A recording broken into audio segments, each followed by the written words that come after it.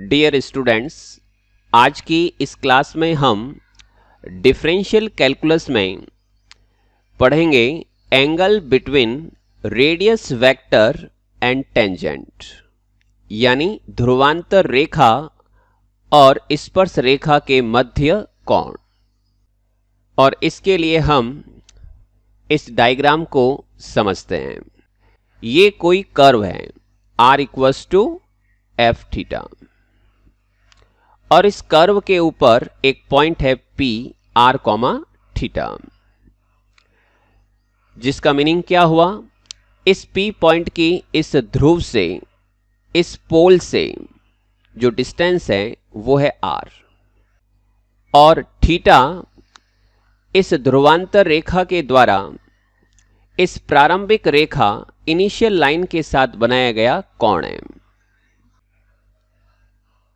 और इसके बाद इसी कर्व पर एक पॉइंट Q सपोज करते हैं, जिसके coordinate r plus delta r और थीटा प्लस डेल्टा थीटा है, जिसका मीनिंग इस Q पॉइंट की O से जो डिस्टेंस है वो हो जाएगी r प्लस डेल्टा r, और इस OQ के द्वारा प्रारंभिक रेखा के साथ बनाया गया कोण क्या होगा? Theta plus delta theta. It means ये जो कोण होगा, ये जो एंगल होगा वो किसके इक्वलेंट होगा? डेल्टा थीटा के इक्वल। और उसके बाद इस P पॉइंट पर एक टेंजेंट, एक लाइन ऑफ टेंजेंट ड्रॉ करते हैं, जो इस प्रारंभिक रेखा के साथ, इस इनिशियल लाइन के साथ क्या एंगल इंक्लाइन कर रहा है? साई। और इस P पॉइंट को इस Q पॉइंट से जोड़ देते हैं, तो PQ यहां पे क्या हुई? जीवा, कॉर्ड।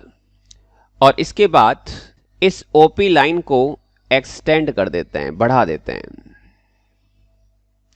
इसको बढ़ाने के बाद इस Q पॉइंट से इस लाइन पर हम एक परपेंडिकुलर ड्रॉप करते हैं, लंबवत रेखा खींचते हैं, और यहां पर हम एक पॉइंट दे देते हैं M, और इस एंगल को हम सपोज कर लेते हैं फाई। इस एंगल को हम क्या सपोज करते हैं? फाई। और इसके बाद हम इस ट्राइंगल OMQ में OM और QM की लेंथ को करेंगे कैलकुलेट। और इसको कैलकुलेट करने से पहले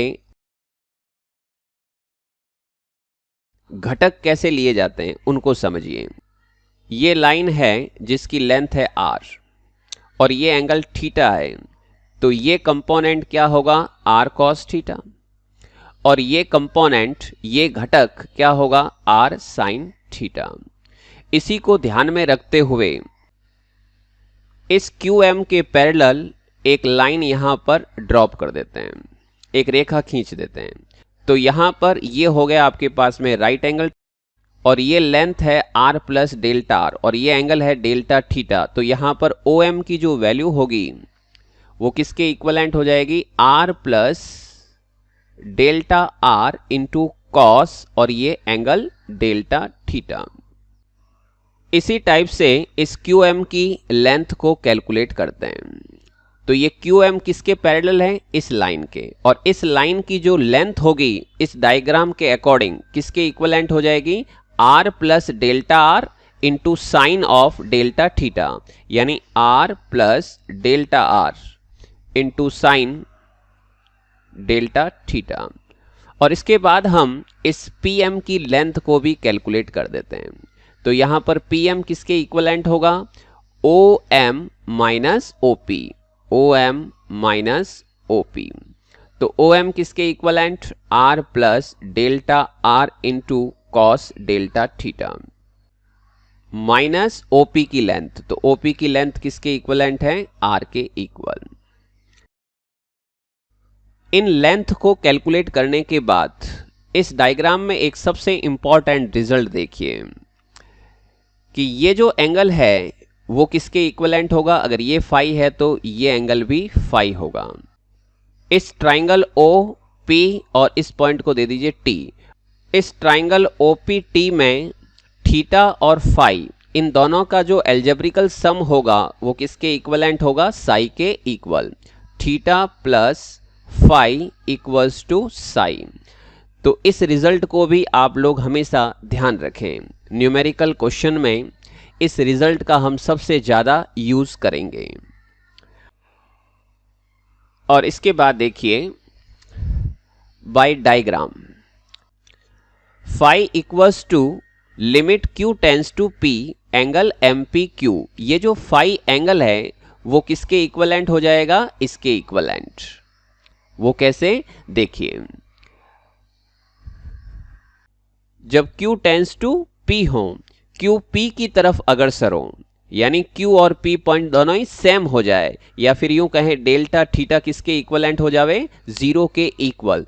तो उस केस में, उस स्थिति में QPM एंगल किसके इक्वलेंट हो जाएगा? फाई के इक्वल। तो देखिए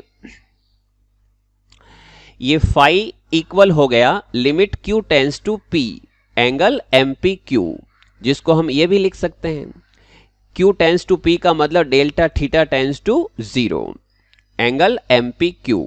और इसके बाद दोनों तरफ 10 से मल्टीप्लाई कर देते हैं, तो क्या मिलेगा? 10 phi equals to 10 limit delta theta tends to 0 angle MPQ, या फिर इसको भी लिख सकते हैं ऐसे, limit delta theta tends to 0 10 angle MPQ। अब इसके बाद हम सभी जानते हैं किसी भी राइट एंगल ट्राइंगल में 10 की वैल्यू किसके इक्विवेलेंट होती है? Perpendicular upon base, perpendicular upon base, लंब अपॉन आधार। तो डायग्राम में हमने QM और PM की वैल्यू क्या फाइंड आउट की है वो देखिए। QM इक्वल्स टू ये और PM इक्वल्स टू ये, इन दोनों की वैल्यू को हम यहां पर करते हैं सब्स्टिट्यूट। तो क्या मिलेगा? Limit delta theta tends to 0 R plus delta R sine delta theta upon में R plus delta R cos delta theta minus R।